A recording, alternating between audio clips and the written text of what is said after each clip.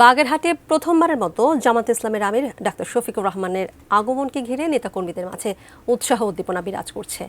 সমাবেশ সফল করতে চলছে নানা প্রস্তুতি।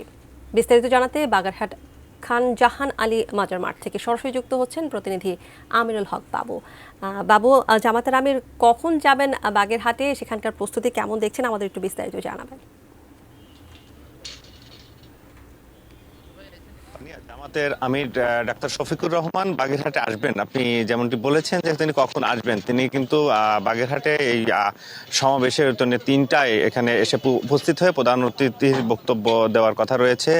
আর আমি সকাল থেকে এই যে মাঠ খানজাহান আলী মাজার মাঠ এখানে রয়েছি, এখানে দেখতে পেয়েছি যে সকাল থেকে নেতাকর্মীরা যারা উৎসাহ উদ্দীপনার সাথে তারা কিন্তু এই যে মঞ্চ সাজাচ্ছেন এবং একই সাথে তারা মাঠ পরিষ্কার পরিচ্ছন্নতার কাজেও তারা নিয়োজিত রয়েছেন। সেই সাথে জেলা জামাতের আমির মাওলানা রেজাউল করিম সাহেবের সাথে আমি কথা বলেছি। উনি যেটা জানিয়েছেন যে এখানে হয়তো লক্ষাধিক লোকের তারা আশা করছেন, যেহেতু 11 দলের জোটীয় একটি নির্বাচনী জনসভা, তো এই জনসভাকে ঘিরে কিন্তু তাদের যে প্রস্তুতি রয়েছে সেই প্রস্তুতিটি যদি আমি আপনাকে একটু দেখাইতে চাই যে যে তারা কিন্তু এখন এই যে মঞ্চের যে চেয়ারগুলি তারা সাজাচ্ছেন, একই সাথে কিন্তু তারা নেতাকর্মীরা তাদের যে দলীয় ব্যানার ফিস্টুনি এগুলি থেকে এগুলি নিয়ে আস্তে আস্তে সমাবেশের স্থলে আসছেন।